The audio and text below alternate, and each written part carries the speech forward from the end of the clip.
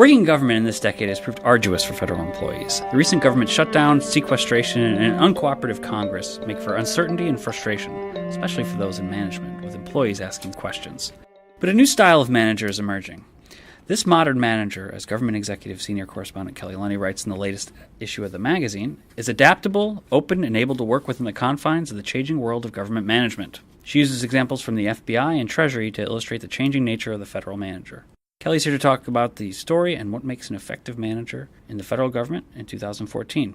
Thanks for joining me. Thanks for having me. In addition to some federal managers, you spoke with Chris von Riper, I guess it is, a managing director at CEB, and she works in best practices. And she mentioned changeability as an important factor for federal managers. Now, what exactly is changeability and what makes it so important? It's actually change agility, and it's important because it represents a new way of thinking for federal managers. In the past, there are certainly federal managers still around who don't look at change as being a particularly good thing in their jobs. And they fear it because the federal government environment tends to be more risk averse. Because of a lot of the uncertainty that's been going on with budgets, with just the way that government is these days, the ability to sort of pivot from one challenge to another in a way that is more flexible and more creative is really a valued quality these days more than ever before. Are there other universal qualities exclusive to federal managers as opposed to maybe in the private sector? I think that there's a lot of overlap. I think being a good manager, whether it's in the public or private sector, there's a lot of the same attributes that make one successful. Obviously in the public sector, there's many more constraints on in terms of what you can do, how you can do it, because of budgets and money is handled much differently, obviously, in the public sector versus the private sector.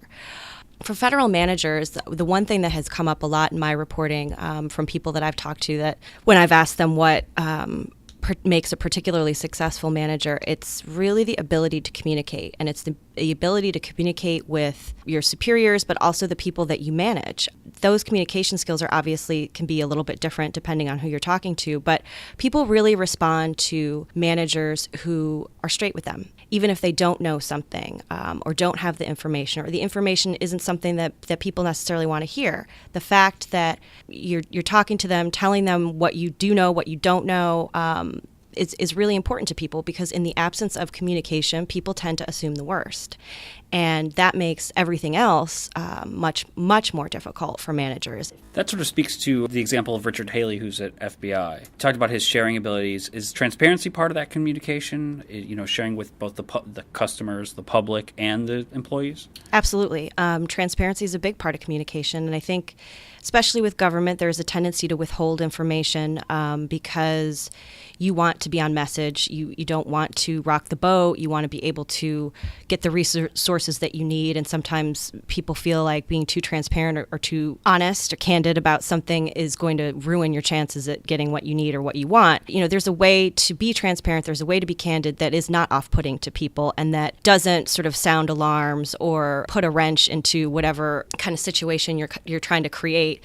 You could be diplomatic and transparent, and you could be straightforward, but also not set off the panic button and make people kind of feel like they don't know what's going on. Patricia Pointer from Treasury sort of talked about enabling and getting best out of people, and specifically in terms of mistakes and learning from mistakes. I suspect that's in the similar vein about communication, is not covering things up, not towing the company line. How much does that tie into it in terms of these large-scale projects like bringing in a whole agency, basically, which she had to do?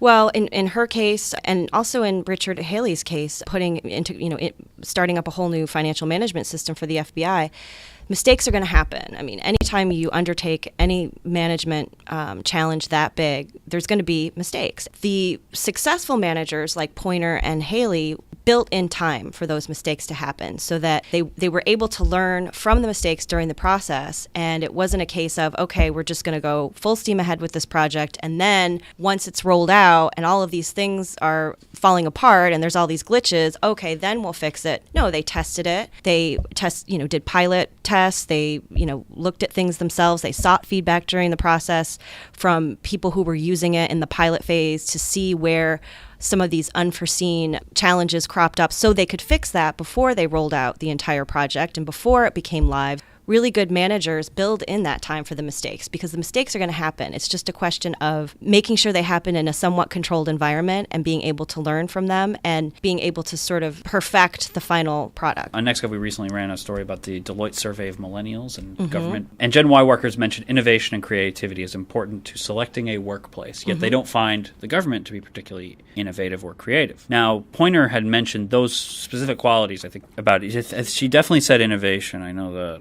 How do the new managers do that? How do they bring in innovative ideas and creativity and bring younger workers in? It's hard. I think that there needs to be more of a conversation between government managers and people who they are interested in recruiting.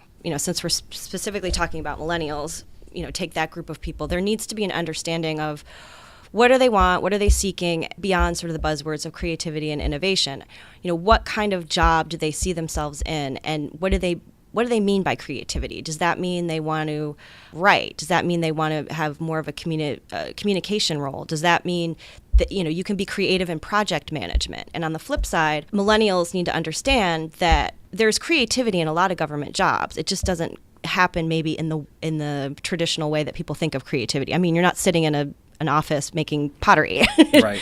There's creative problem solving, there certainly. There is creative problem solving and ways of thinking about things differently and bringing sort of fresh perspectives to things. That's all creativity and innovation. But I think that the two sides need to understand, these are the opportunities that you have for creativity and innovation. Millennials need to understand that, and the government managers on the other side need to do a better job of selling those things and explaining to people they're trying to recruit what the job is really like, as opposed to sort of giving a vague notion. I think people need to have the right expectations when they're going into a job, what they're going to be doing.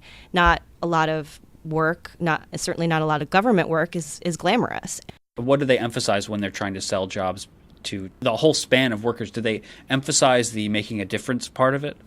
That is an interesting question, because I think that there isn't a lot of one-on-one with a federal manager and a person who is interested in or thinking about a career in government. And I think that is a problem, actually, because when somebody is applying for a job in the government, most of the time it's kind of a faceless interaction. They're going through, say, USA Jobs, or maybe they have a parent has worked for the government, has their own experience, so they come to it with sort of their own notions of things. In the story, you contrast the sort of old time quote paper pushing federal manager who sticks to the script. I think we sort of talked about the company line, to someone who, from the way you wrote it, resembles some sort of superhuman.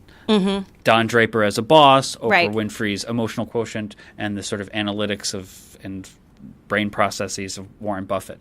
Government, as we sort of already discussed, has some trouble getting people into the pipeline and getting them excited. So how do they recruit and sort of train and work with these superhumans? That is a person in a perfect world, and that person is never going to exist. Right.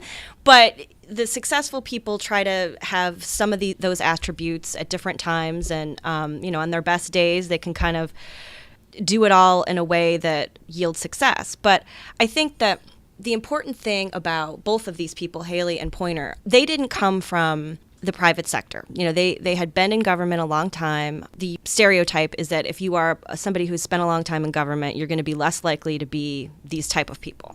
They're not very innovative. Not very innovative, not very creative. They stick to the script. We need people from other sectors to come in and enliven things. And certainly there is a lot to be said for bringing people from other sectors. Having said that, these are people that understand the process of government. They understand where it works and where it doesn't. They have the institutional knowledge, and they happen to have attributes that have been shaped by their experiences, by their upbringing, by their background, by their education, that they have brought to bear on the unique problems facing government. And they're both career feds. And they're both career feds. And Pointer specifically is a multi-generation fed. Multi-generation. She's worked at several different federal agencies.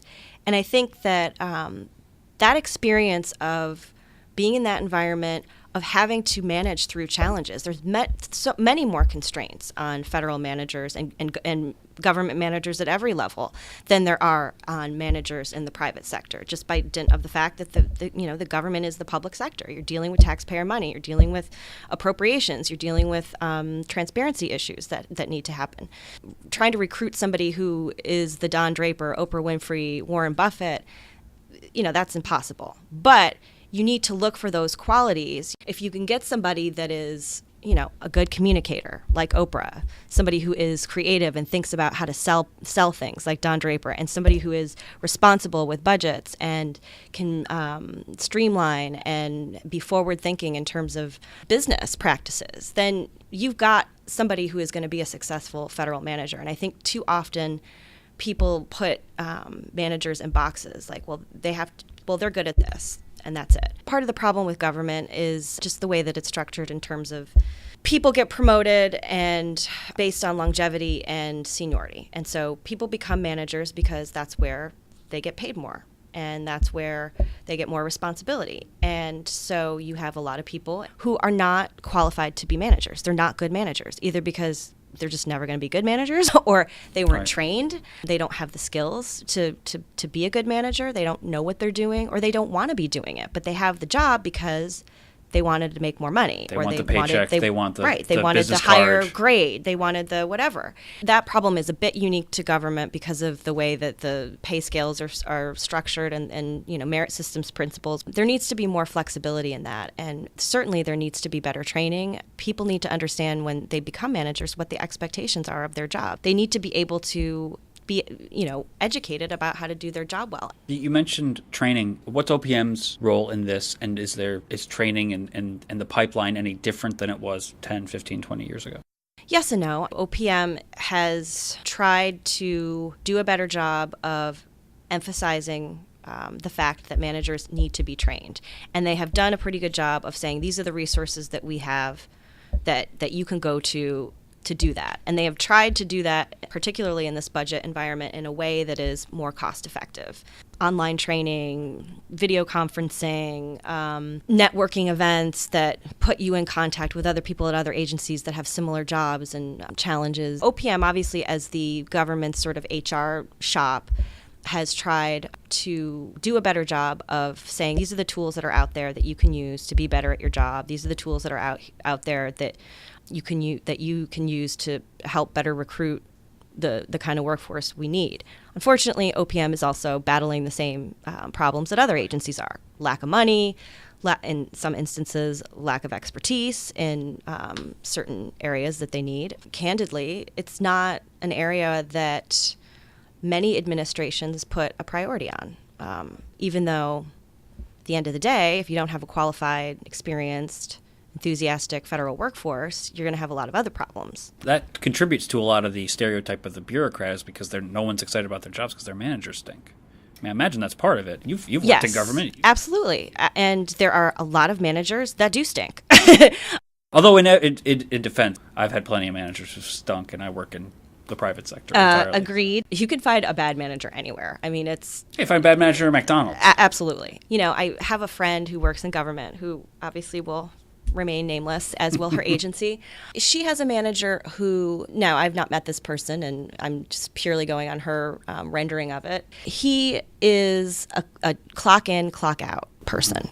Is basically waiting to retire, is not interested in being innovative or creative in any way, doesn't even really enjoy doing sort of the basic responsibilities of his job, which include, budgeting for the office, dealing with contractors, things of that nature. And a lot of those responsibilities fall to her. And that's frustrating because you're essentially doing your boss's job because he doesn't want the accountability, or he doesn't want to have to work, and he's just getting a paycheck. And there's plenty of federal employees out there who will say, you know what, that's my boss.